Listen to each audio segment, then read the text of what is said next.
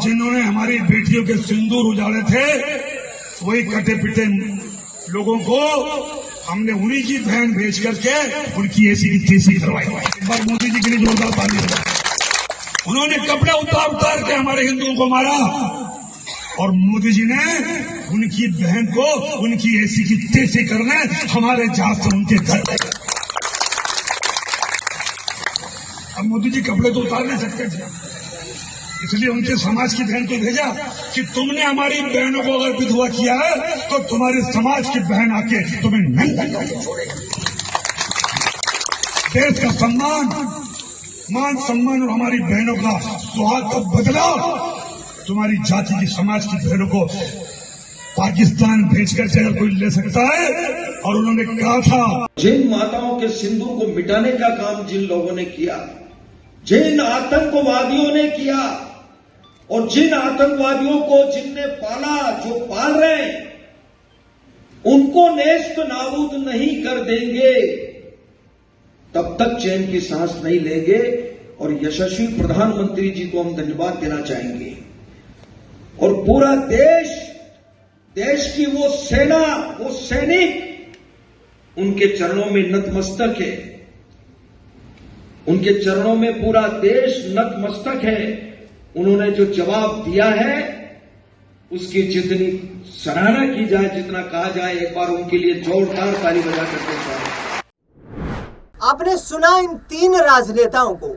इन तीन राजनेताओं में विजय शाह जो हैं वो कर्नल सोफिया कुरैशी को पाकिस्तानियों की बहन बता रहे हैं। दूसरी ओर मध्य प्रदेश के मुख्यमंत्री मोहन यादव ऐसे नेताओं का कहीं ना कहीं बचाव करते हुए नजर आ रहे हैं, जो उनके बयानों से स्पष्ट हो रहा है। और तीसरे नेता जगदीश देवड़ा, जो कि बीजेपी के नेता हैं और डिप्टी चीफ मिनिस्टर की जिम्मेदारी मध्य प्रदेश में निभा रहे हैं, उन्होंने कहा है कि भारतीय सेना प्रधानमंत्री नरेंद्र मोदी के चरणों में नतमस्तक दिखाई दे रही है। आखिरकार क्या इन बीजेपी के नेताओं ने यह मन में ठान लिया है कि जितनी भी विवादित बयानबाजी की जाए वो उन्हें राजनीतिक रूप से मजबूत करती है? क्या बीजेपी का केंद्रीय नेतृत्व इतना कमजोर है कि इन नेताओं की बयानबाजी पर लगाम नहीं लगाई जा सकती है? क्या भारतीय जनता पार्टी का नेतृत्व इतना लचीला नजर आता है कि जो भी आता है, जो मर्जी बयान देकर के चला जाता है, लेकिन हाईकमान और प्रदेश संगठनों के मुंह पर टेप लग जाती है? आखिरकार बड़े बड़े राजनेता, बड़े बड़े दावे करने वाले प्रधानमंत्री, गृह मंत्री, रक्षा मंत्री, इसके साथ साथ तमाम प्रदेश अध्यक्ष, वो जो कि भारत को आगे बढ़ाने की बात कर रहे हैं, क्या इन नेताओं पर अंकुश नहीं लगाया जा सकता है? आखिरकार किसने इनकी लगाम को खोला हुआ है? क्या इनको इतनी सी भी कॉमन सेंस नहीं है? इस कॉमन सेंस शब्द का इस्तेमाल करूंगा मैं इनके लिए कि किस वक्त पर क्या बयान दिया जाना चाहिए। प्रधानमंत्री नरेंद्र मोदी के चरणों में सेना नतमस्तक आखिरकार क्यों होगी?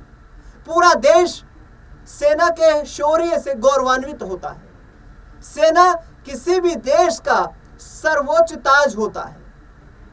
पहलगाम आतंकी हमले के बाद पाकिस्तान को तो धूल चटाई है, वो सेना ने ही चटाई है। प्रधानमंत्री ने खुद आदमपुर एयरबेस पर जाकर सेना के जवानों के साहस और शौर्य को नमन किया है। आखिरकार ये नेता बयान क्या दे रहे हैं? कांग्रेस पार्टी कैसे पलटवार कर रही है वो बयान भी सुनवाऊंगा कि सुप्रिया श्रीनेत प्रधानमंत्री नरेंद्र मोदी और अमित शाह जैसे नेताओं को लपेट रही है। लेकिन एक बार फिर से इन दोनों बड़बोले नेताओं के बयान सुनिए, जिसमें विजय शाह और जगदीश देवड़ा का नाम शामिल है। किस तरीके से अपनी बदजुबानी करते हुए नजर आ रहे हैं, उसके बाद सुप्रिया श्रीनेत क्या कह रही है वो भी सुनाते हैं। जिन्होंने हमारी बेटियों के सिंदूर उजाड़े थे, वही कटे पिटे लोगों को हमने उन्हीं की बहन भेज करके उनकी ऐसी की तैसी करवाई। एक बार मोदी जी के लिए जोरदार ताली बजाओ। उन्होंने कपड़े उतार उतार के हमारे हिंदुओं को मारा और मोदी जी ने उनकी बहन को उनकी ऐसी की तैसी करने हमारे जहाज से उनके घर गए। अब मोदी जी कपड़े तो उतार नहीं सकते थे, इसलिए उनके समाज की बहन को भेजा कि तुमने हमारी बहनों को अगर विधवा किया है तो तुम्हारे समाज की बहन आके तुम्हें नंगा करके छोड़ेगी। देश का सम्मान, मान सम्मान और हमारी बहनों का सुहाग का बदला तुम्हारी जाति की समाज की बहनों को पाकिस्तान भेजकर के अगर कोई ले सकता है। और उन्होंने कहा था जिन माताओं के सिंदूर को मिटाने का काम जिन लोगों ने किया, जिन आतंकवादियों ने किया और जिन आतंकवादियों को जिनने पाला, जो पाल रहे हैं, उनको नेस्त नाबूद नहीं कर देंगे तब तक चैन की सांस नहीं लेंगे। और यशस्वी प्रधानमंत्री जी को हम धन्यवाद देना चाहेंगे और पूरा देश की वो सेना, वो सैनिक उनके चरणों में नतमस्तक है। उनके चरणों में पूरा देश नतमस्तक है। उन्होंने जो जवाब दिया है उसकी जितनी सराहना की जाए, जितना कहा जाए, एक बार उनके लिए जोरदार ताली बजा करके जाए। मुख्यमंत्री जगदीश देवड़ा का, और उसके बाद तो आपने सुना ही जो बीजेपी के दूसरे शिरोमणि हैं, मध्य प्रदेश के ही मंत्री विजय शाह, उनकी घिनौनी बात कर्नल सोफिया कुरैशी को सुनकर पूरा देश आज भी स्तब्ध है। और उसके बारे में हाईकोर्ट ने क्या कहा है उसको साझा कर देती हूं। लेकिन सेना और सैनिक किसी के चरणों में नतमस्तक है, यह बात हिंदुस्तान का कोई व्यक्ति कही ही नहीं सकता है।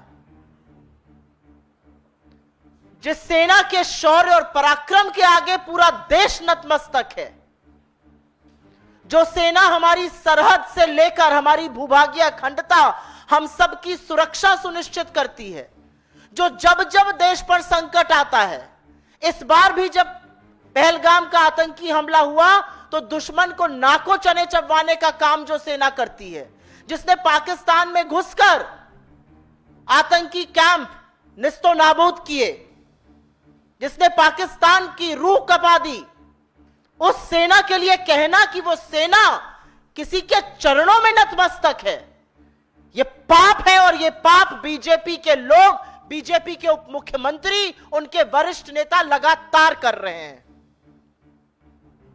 हमारी सेना ने हर बार दुश्मन को धूल चटाने का काम किया है और इस बार भी इतनी आक्रामक कार्रवाई की कि पाकिस्तान के पैर कांप गए, उनकी रूह कांप गई। एक ऐसी सेना जिसके लिए इस देश के हर व्यक्ति के मन में सम्मान है, आदर है और पूरा राष्ट्र कृतज्ञ है कि हम शांति से, हम सुरक्षा से, हम आराम से इसलिए रह पाते हैं क्योंकि हमारे जाबाज सैनिक इस देश की सुरक्षा करते हैं।